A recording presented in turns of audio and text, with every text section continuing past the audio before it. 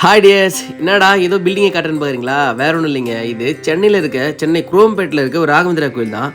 கடலூர்லேயே ஒரு ராகவேந்திரா கோயில் இருக்குது. பட் இருந்தாலும் போன வருஷம் இங்கே வரும்போது எங்கள் அப்பா ஒரு வேண்டுதல் வச்சார். ஸோ அது நிறைவேறினதால திரும்பி இந்த வருஷம் இந்த கோயிலுக்கு வந்திருக்கோம். ஆமாம், அது என்ன வேண்டுதல் ராஜின்னு கேட்குறீங்களா? அது அவருக்கு மட்டும் தான் தெரியும். அவர் எங்கிட்ட எதுவும் சொல்லலை. ஸோ வாங்க கோயிலை ஃபுல்லாக சுற்றி பார்க்கலாம். ஸ்ரீ ராகவேந்திர சுவாமிகள் வந்து பார்த்தீங்கன்னா நம்ம தமிழ்நாட்டில் இருக்கக்கூடிய சிதம்பரத்துக்கு அருகில் இருக்கக்கூடிய புவனகிரி அப்படிங்கிற ஒரு ஊரில் 1595 தன்னோட பெற்றோர்களுக்கு ஒரு 3வது மகனாக பிறக்கிறாரு. இந்த ராகவேந்திர சுவாமிகளுக்கு இது வந்து 5வது அவதாரம். இதுக்கு முன்னாடி வந்து பார்த்தீங்கன்னா 4 அவதாரங்கள் எடுத்திருக்காரு. இதெல்லாம் எங்கேருந்து ஸ்டார்ட் ஆகுது அப்படின்னு பார்த்தீங்கன்னா ஃபஸ்ட்டு சங்ககர்ணன் அப்படிங்கிற ஒரு தேவர் வந்து பூலோகத்துக்கு பிரம்மதேவருக்காக பூக்கள் பறிச்சுக்கிட்டு போக வரும்போது இந்த பூலோகத்தில் நம்ம பிறக்கணும்னு ஆசைப்படுறாரு. ஸோ அவருடைய ஆசையை நிறைவேற்றுற விதமாக பிரம்மதேவன் அவருக்கு வரம் கொடுக்க அரக்கன் இரணியகசிபுவின் மகனா பிரகலாதனா பூமியில வந்து பிறக்கிறாரு. மகாவிஷ்ணு மீது தீராத பக்தியோடு இருந்திருக்காரு. மகாவிஷ்ணு நரசிம்ம அவதாரம் எடுத்து இரணியகசிபு வதம் செய்யறதுக்கும் காரணமா இருந்திருக்காரு. இவருடைய அடுத்த பிறவில பாலிகரா பிறந்து மகாபாரத போர்ல பாண்டியர்களுக்கு எதிராக போரிட்டாலுமே ஒரு சிறந்த ஹரிபக்தரா இருந்திருக்காரு. அந்த போரில் வந்து பார்த்தீங்கன்னா பீமருடைய கையால் அவருக்கு உயிர் போயிடுது. அதுக்கப்புறம் திரும்பியும் வியாசர் ஆயராய் ஒரு பிறவி எடுத்து மத்வரின் தத்துவத்தை வழிபடுகிறார். அது மட்டும் இல்லாமல் மேலும் மக்களுக்கு நிறைய தொண்டுகள் செய்கிறாரு. இதிலெல்லாம் திருப்தி அடையாமல் திரும்பியும் அடுத்த பிறவியில் குரு ராகவேந்திரராக பிறந்திருக்காரு. ராகவேந்திரருக்கு கூட பிறந்தவங்கன்னு பார்த்தீங்கன்னா ஒரு அண்ணனும் ஒரு அக்காவும் இருக்காங்க. அவங்க அக்காவுக்கு வந்து கல்யாணம் ஆகி மதுரைக்கு போயிடுறாங்க. அவங்க அப்பா இறந்ததுக்கப்புறமா ராகவேந்திரர் வந்து மதுரைக்கு வந்து அவங்க அக்காவுடைய கணவரிடம் கலை மற்றும் கல்வியும் கற்று தேர்ச்சி பெற்று திரும்பி அவங்களுடைய சொந்த ஊருக்கே வந்து அங்கே சரஸ்வதி அப்படிங்கிற ஒரு பெண்ணை வந்து திருமணம் செஞ்சுக்கிறாரு. திருமணமான கையோட ஸ்ரீ ராகவேந்திரரும் சரஸ்வதியும் கும்பகோணத்துக்கு குடிபெயர்ந்துடுறாங்க. அங்கே வந்து பார்த்திங்கன்னா அவர் ஸ்ரீ சுசீந்திர தீர்த்தர்கிட்ட துவைத வேதத்தையும் இலக்கியத்தையும் மிக சிறப்பாக கற்றுக்கிட்டு அவருடைய ஒரு சிறந்த சீடனாகவும் மாறுகிறாரு. இது மட்டும் இல்லாமல் இவர் சொற்பொழிவு ஆற்றுதலையும் மிக சிறந்தவராக இருக்காரு. மேலும் பல அறிஞரிடம் வாதிட்டு வெற்றி பெற்றிருக்காரு. அது மட்டும் இல்லாமல் வீணை வாசிப்பதிலும் மிக சிறந்தவராக இருந்திருக்காரு. ஸோ அவர் கற்று வச்சிருந்த இலக்கியம், இசை, வேதம்னு அனைத்தையுமே தன்னை தேடி வரும் குழந்தைகளுக்கும் சீடர்களுக்கும் எந்த விதமான குரு தட்சணையும் வாங்காம இலவசமாக கற்றுக் கொடுத்துருக்காரு. இந்த நிலைமையில அவருடைய குடும்பம் ரொம்ப ஏழ்மையிலையும் கஷ்டத்திலையும் இருக்கும்போது கூட இந்த சேவையை அவர் வந்து தொடர்ந்து செஞ்சுட்டு இருந்திருக்காரு. அது மட்டும் இல்லாமல் இறைபக்தியில ரவ கூட குறையில்லாமல் இருந்திருக்காரு. தனக்கு பின்னாடி தன் மடத்துடைய தலைமை பொறுப்பு வகிக்க வேண்டியவர் ஸ்ரீ ராகவேந்திரராக தான் இருக்கணும்னு சுதீந்திர தீர்த்தருக்கு தோணவே ராகவேந்திரிடம் போய் துறவு மேற்கொள்ள சொல்லி கேட்டிருக்காரு. அதுக்கு ராகவேந்திர மறுப்பு தெரிவிக்கவே பின்னாடி அவருடைய கனவுல சரஸ்வதி தேவி வந்து நீங்கள் இந்த நாட்டுடைய மக்களுடைய நன்மைக்காக துறவு மேற்கொள்ள வேண்டும்னு சொல்லவே அதுக்கப்புறம் ராகவேந்திரர் 1621 துறவு மேற்கொள்கிறாரு. துறவு மேற்கொண்டு மடாதிபதி ஆனதுக்கப்புறம் கிட்டத்தட்ட 50 வருஷம் பல யாத்திரைகள் மேற்கொள்கிறாரு. அவர் சென்ற இடமெல்லாம் ஸ்ரீ மத்வ ஆச்சாரியாரின் சித்தாந்தங்கள் எல்லாம் பரப்புறாரு. அதற்கு எதிரான சித்தாந்தங்கள் கொண்டவங்களை அறிஞர்களை வாதம் செய்து வெல்றாரு. குறிப்பாக மாணவர்களுக்கு கல்வி அறிவு போதிப்பது மட்டும் இல்லாமல் தன்னை தேடி வரும் பக்தர்களுடைய நிறைகுறை எதுவாக இருந்தாலும் அது எல்லாத்தையுமே தீர்த்து வச்சிருக்காரு. உடல் ஊனத்தை கூட சரி பண்ணியிருக்காரு. அப்படிங்கிற விஷயத்த மன்னர் கேள்விப்பட்டு இவர் உண்மையாலுமே இவருக்கு சக்தி இருக்கா அப்படின்றத சோதிக்கிறதுக்காக இவரை சந்திக்கிறதுக்கு ஒரு கூடையில் வந்து மாமிசங்களை எடுத்துகிட்டு வராரு. அதை ராகவேந்திரருக்கு அன்பளிப்பாக கொடுக்க அதை ஏற்றுக்கிட்ட ராகவேந்திரர் வந்து அதை திறந்து பார்க்க சொல்கிறாரு. திறந்து பார்த்தா அதுக்குள்ளே வந்து வெறும் பூக்களாக இருக்கவே அந்த மன்னர் வந்து அன்னையிலேருந்து ராகவேந்திரருடைய ஒரு தீவிர தொண்டராயிடுறாரு. குரு ராகவேந்திரருடைய அற்புதங்களால் அவருடைய பேரும் புகழும் உலகமெல்லாம் பரவுது.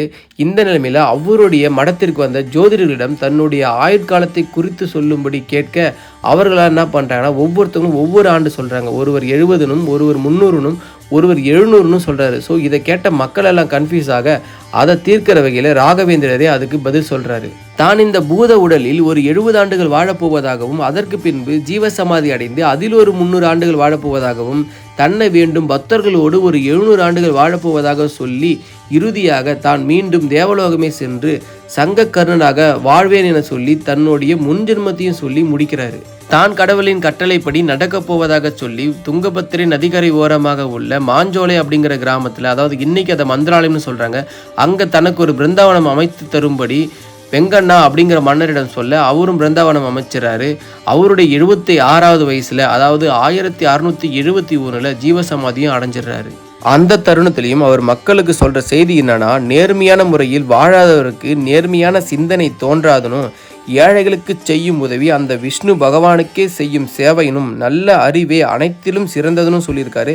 அது மட்டும் இல்லாமல் இறைவன் மீது பக்தி செலுத்துங்கள், ஆனால் அந்த பக்தி ஒருபோதும் மூட நம்பிக்கை ஆகக்கூடாதுன்னு சொல்லியிருக்காரு. குரு ராகவேந்திரர் ஜீவசமாதி அடைந்த இடத்தை சுற்றி உள்ள மக்களுக்கு அவர் ஓதிய மந்திரங்கள் இன்னும் கேட்பதா சொல்கிறாங்க. கிட்டத்தட்ட 350 வருடத்துக்கு மேலே ஆகுது அவர் ஜீவசமாதி அடைந்து. பக்தர்கள் அவரிடம் எதை வேணுனாலும் அதை நிறைவேற்றி வைக்கிறாராம். ஸோ நான் இன்றைக்கி அவர்கிட்ட ஒரு வேண்டுதல் வைக்க போகிறேன், அதை நிறைவேற்றி வைக்கிறாரான்னு பார்ப்போம். நான் இவ்வளோ தூரம் சென்னைக்கு வந்துட்டேன், இங்கே பக்கத்தில் இருக்க வண்டலூர் ஜூ போகணுன்னு ரொம்ப நாளாக ஆசைப்பட்டுன்னு இருக்கேன். வாங்க போக முடியுதான்னு பார்ப்போம். இவ்வளோ தாங்க எனக்கு தெரிஞ்ச ராகவேந்திரருடைய வரலாறு. எனக்கு தெரிஞ்ச அளவுக்கு மட்டும் நான் சொல்லியிருக்கேன். சாமியெல்லாம் நல்லபடியாக கும்பிடி முடிச்சு வெளில வந்து பார்த்தா கிளைமேட் ரொம்ப இருட்டிகிட்டு இருக்கு. ஐயோ நீங்கள் மழை வரும் போலங்க, வண்டலூர் ஜூ போக முடியாதோ அப்படின்னு ஒரே கஷ்டமாக போச்சு. சரி இருந்தாலும் பரவாயில்ல, நம்ம வண்டலூர் ஜூ வரைக்கும் போய் ட்ரை பண்ணி பார்ப்போம், ஒரு வேளை கிளைமேட் சேஞ்ச் ஆகலாம், நம்மளை உள்ளே விட்டாலும் விடலாம் அப்படின்னு சொல்லிட்டு போயிட்டு இருந்தோம். அப்புறம் அன்றைக்கி மார்னிங்லேருந்து நாங்கள் சாப்பிடல, சாமி கும்பிட வந்ததுனால. ஸோ அப்படியே போகிற வேலை ஏதாவது ஒரு ஹோட்டலில் சாப்பிட்டு போகலாமேன்னு தேடினே போகிறோம் ஹோட்டலில். இங்கே பாருங்கள், ஃப்ளைட்டு ரொம்ப பக்கத்துலேயே டேக்கப் ஆகி போயிட்டுருக்கு. ஸோ அதை பாப்பாட்ட காமிச்சோம். பாப்பா ரொம்ப ஹாப்பியாக பார்த்துட்டு வரா. அப்புறம் ஒரு வழியாக ஃபைனலாக ஒரு வெஜிடேரியன் ஹோட்டலை கண்டுபிடிச்சி வந்தாச்சு. வசந்த பவன் தான். ஸோ உள்ளே போய் எப்படி இருக்குன்னு பார்ப்போம். பார்க்க ரொம்ப நீட் அண்ட் க்ளீனாக இருந்துச்சு. இதை பார்த்தோன்னே என் மைண்டில் ஓடினது, ஐயோ சாப்பாடு என்ன ரேட் இருக்குன்னு தெரியலையே அப்படிங்கிறது தான். இதுக்கு முன்னாடி இதேமாதிரி சென்னை ட்ரிப் வந்துட்டு போகும்போது ஒரு ஹோட்டலுக்கு போனால் அங்கே மெனு கார்டே வைக்கல. பட் இவங்க பரவாயில்ல, மெனு கார்டு வச்சுருக்காங்க. சரி ஓகே, பசிக்கும்போது ப்ரைஸை பார்க்கக்கூடாது, ஆர்டர் போட்டுருவோன்னு 3 மீல்ஸு அப்புறம் ஃப்ரைட் ரைஸு எல்லாமே ஆர்டர் போட்டு கடை அடித்து நொறுக்க ஆரம்பிச்சிட்டோம். மீல்ஸ் வந்து பார்த்தீங்கன்னா 180 ருபீஸு, ஃப்ரைட் ரைஸ் வந்து பார்த்தீங்கன்னா 275 ருபீஸ். ஃப்ரைட் ரைஸ் ரொம்பவே சூப்பராக இருந்துச்சு தான். பட் அந்த ரேட்டுக்கு ஏற்ற மாதிரி டேஸ்ட்டோ என்னன்னு தெரில. ஆனால் சாப்பாடு கொஞ்சம் நார்மலாக தான் இருந்துச்சு. சாப்பாடு, ஃப்ரைட் ரைஸு, லூடன்ஸ்னு எல்லாத்தையும் எல்லாருமே கலந்து கட்டி ஷேர் பண்ணி சாப்பிட்டுட்டு இருந்தோம். இங்கே பாருங்க பாப்பாவை அந்த பக்கம் இன்னும் கொஞ்சம் சாப்பிட்றாளா, அவர் இந்த பக்கம் வந்து தனியாக ஒரு பிளேட் போட்டு எனக்கு இதில் லூடன்ஸ் வைங்க நானும் சாப்பிட போகிறேன்னு அவள் ஒரு பிளேட் வாங்கி வச்சு உட்காந்து சாப்பிட்டுட்டு இருக்கா பாருங்க. டேய் தகப்பா, நான் வைக்கும்போது தான் நீ வந்து கேட்பியாடான்னு சொல்லி இவ்வளோ ஆக்ரோஷமாக ஊட்டி விட்டு சாப்பிட்றா பாருங்க. அப்புறம் நல்லபடியாக திருப்திகரமாக சாப்பிட்டு முடிச்சுட்டு பில்லெல்லாம் பே பண்ணிட்டு டிப்ஸு கிப்ஸ்லாம் கொடுத்து முடிச்சுட்டு டிப்புன்னு கிளம்பி வெளில வந்து பார்த்தா ஐயோ மழை பெய்யுதே. ரைட்ரா, கோவிந்தா கோவிந்தா, இன்றைக்கி வண்டலூர் ஜூக்கு போக முடியாது போலக்கே நினச்சேன். சரி இருந்தாலும் போகணுன்னு தொடங்கியாச்சு. ஆரம்பித்த பயணத்தை பாதியில் நிறுத்தக்கூடாது, தூத்த தானே போடுது, பார்த்துக்கலாம்னு சொல்லிட்டு வேகமாக வண்டலூர் ஜூக்கு போயிட்டு இருந்தோம். இங்கே பாருங்கள் ஹெலிகாப்டர்லாம் போகுது, எங்கே போகுதுன்னு தெரில. அப்புறம் ஒரு வழியாக வண்டலூர் ஜூக்கே வந்தாச்சு. மழையும் ஓரளவுக்கு நின்றுச்சு. இங்கே காருக்கு பார்க்கிங் சார்ஜ் வந்து 150 கேட்டாங்க. ஸோ கொடுத்துட்டு உள்ளே வந்துட்டோம். இங்கே பாருங்கள் பாப்பாவை ஜூன்னு சொல்ல சொன்னா என்ன சொல்கிறான்னு கேளுங்க.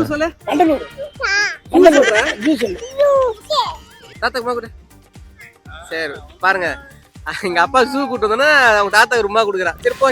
அப்புறம் என்ட்ரி ஃபீஸ் வந்து பார்த்தீங்கன்னா அடல்ட்ஸுக்கு 200 சொல்லி 1200 வாங்கிட்டாங்க. ஸோ நாங்கள் இந்த ஜூவை எப்படி சுற்றி பார்த்தோம், இந்த மேப்பை பற்றி எப்படி நம்ம வண்டலூர் ஜூவை ஃபுல்லாக சுற்றி பார்க்குறது, நாங்கள் ஃபுல்லாத்தையும் சுற்றி பார்த்தோமா இல்லையாங்கிறதையும், என்னென்ன விஷயங்களை என்னென்ன அனிமல்ஸ்லாம் நாங்கள் இந்த வண்டலூர் ஜூவில் பார்த்தோங்கிறத உங்களுக்கு அடுத்த விலாகில் போடுறேன் பாருங்கள். பர்டா, bye bye, I love you all.